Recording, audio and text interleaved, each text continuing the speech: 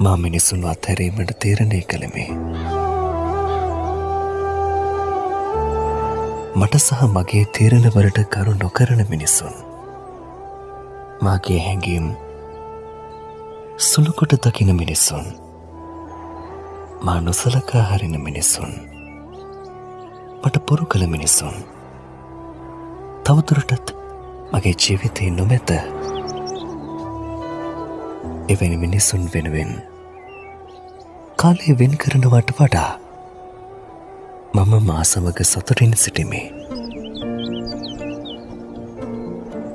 තවත් සරලවම කිවහොත් මේක මගේ ජීවිතය, මගේ තීරණ හා මගේ තේරීමයි.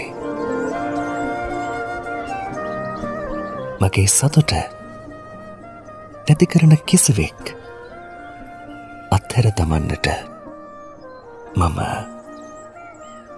දෙවරක් සිතන්නේ නැත.